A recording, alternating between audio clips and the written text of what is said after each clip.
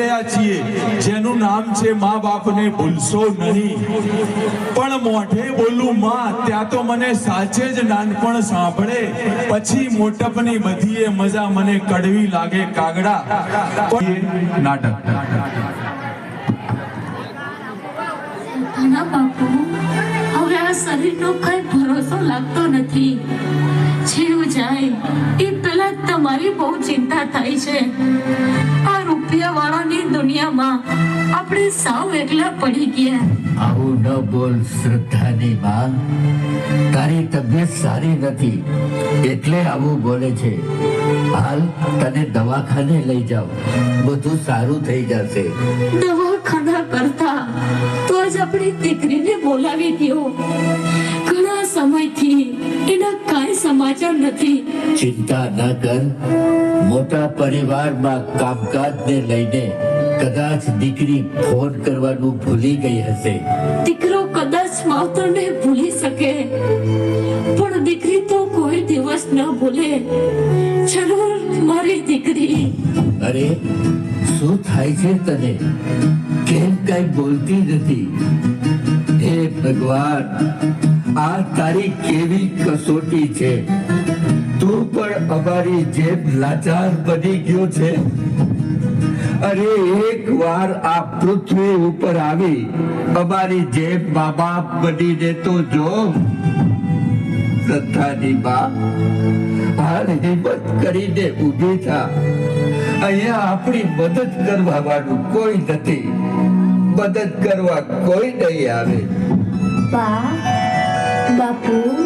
અરે મારી દીકરી, આજ ખબર પડી કે નજીક રહેતા દીકરા કરતા દૂર રહેતી દીકરી પહેલા પહોંચી જાય છે. બાપુ, આ શું થયું? તું આવી ગઈ. બેટા, ભાગ્યમાં જ ઠોકર લખી હોય એ ભોગવવી તો પડે જ છે. નહીં બાપુ, ભૂલ મારી છે કે હું આપને મળવા ના આવી શકી. બાપુ, અમારે બિઝનેસ મોટો હોવાથી હું પણ કામમાં વ્યસ્ત થઈ ગઈ છું, જેથી મળવામાં મોડું થઈ ગયું. મને માફ કરી દો બાપુ. કાઈ વાંધો નહીં બેટા, તું સુખી છો એ જાણીને બહુ આનંદ થયો. બીજી કઈ તકલીફ તો નથી ને બેટા? ના બાપુ, તકલીફ તો તમારી જોઈને બહુ દુઃખ થઈ છે, પણ હવે તમે જરાય ચિંતા ના કરશો. હું આવી ગઈ છું. બા, તમે આરામ કરો. હું ને બાપુ તમારી દવા લઈ આવીએ. ચાલો બાપુ. આ છે દીકરીનો મા બાપ પ્રત્યેનો પ્રેમ અને લાગણી, પણ આપણે સમજી શકતા નથી.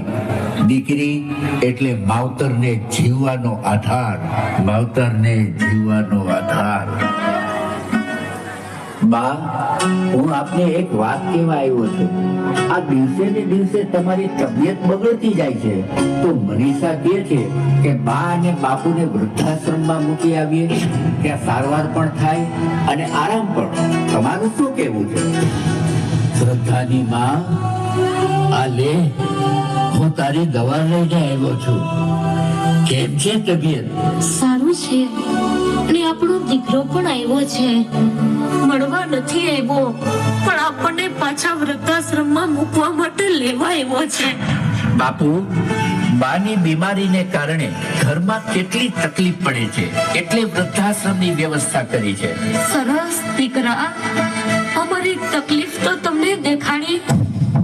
બેટા, વૃદ્ધાશ્રમમાં પાછા મૂકવાતા તો પછી લઈ શું કામ આવ્યા? નાનપણમાં તારા બાપુ તને અનાથ આશ્રમમાં મૂકી આવ્યા હોત ને, તો આજ અમારા દિવસો જોવા ના પડત. દીકરા, તમે જેમ કહેશો તેમ કરશું. બસ આ તમારી માની તબિયત થોડી સારી થઈ જાય એટલે અમે અમારી જાતે જ વયા જાશું. હવે રેવા દ્યો શ્રદ્ધાના બાપુ. આંધળા મા બાપને દીકરા દેખાય, પણ દેખતા દીકરાને જ્યારે મા બાપ ન દેખાય ને, તો માનું કે દીકરાનો તી ફર્યો છે. વાહ દીકરા, શું ફરજ બજાવો છો? બા, સંતાનોને જન્મ આપો છો તો એને મોટા કરવાની મા બાપની ફરજ નથી? અમે અમારી ફરજ બજાવીએ જ છીએ, સમજ્યા? મહેશ, બા બાપુનો સામાન પેક કરી દીધો છે અને અત્યારે તમારા ખિસ્સામાં પૈસા હોય તો આપી દો, એટલે છૂટીએ આમાંથી. બસ બહુ બેટા, બસ. દીકરા આજ એટલો બધો અમીર થઈ ગયો છે કે મા બાપને ખરીદવા નીકળ્યો છે. દીકરા, આ વિશ્વમાં કોઈ એવો દીકરો પેદા નથી થયો કે મા બાપની કિંમત ચૂકવી શકે. દીકરા, બાપના પરસેવાનું એક ટીપું અને માના ધાવણની કિંમત કદાચ ભગવાન